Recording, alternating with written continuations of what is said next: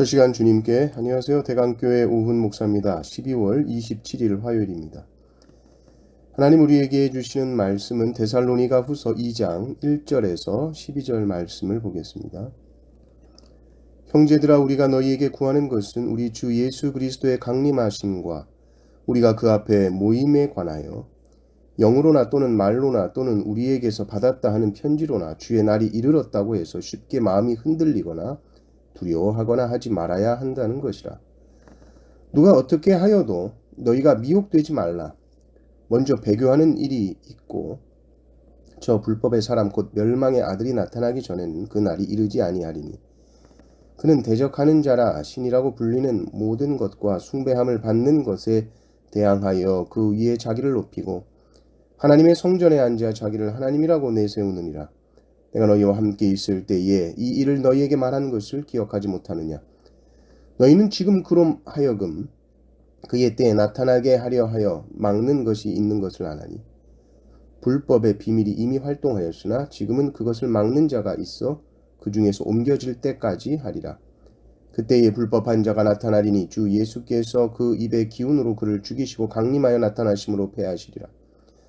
악한 자의 나타남은 사탄의 활동을 따라 모든 능력과 표적과 거짓 기적과 불의의 모든 속임으로 멸망하는 자들에게 있으리니 이는 그들이 진리의 사랑을 받지 아니하여 구원함을 받지 못함이라.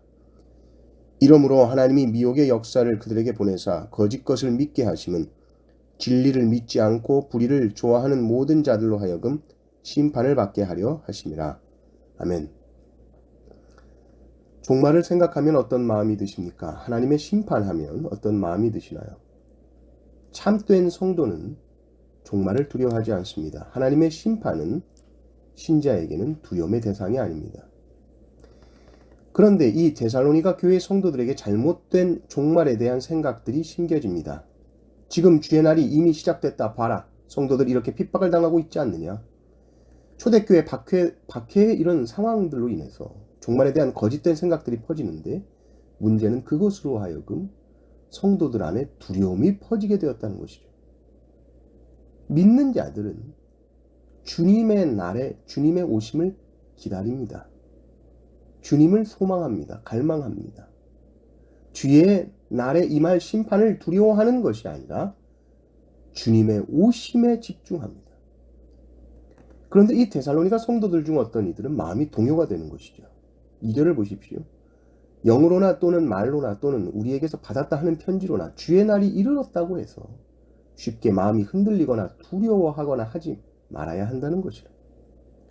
당시 거짓 교사들이 하는 말이 이미 주의 날이 시작됐어. 너희들 아직도 준비 안 하고 있었어? 아이고 큰일 났네. 하나님의 진노를 받을 수밖에 없어. 하나님의 진노라는 것은 구원받지 못한다는 말이잖아요. 그러니까 마음이 흔들리고 두려워하는 자들이 생기는 것입니다. 그래서 먼저 중요한 것은 거짓 가르침을 분별해내는 것, 그리고 절대로 거짓된 가르침에 미혹되어서는 안 됩니다. 여러분 교회 밖에서 하는 성경 공부, 내가 성경에 대해서 많이 알고 싶다 그러면 교회 안에서 해야 되고요.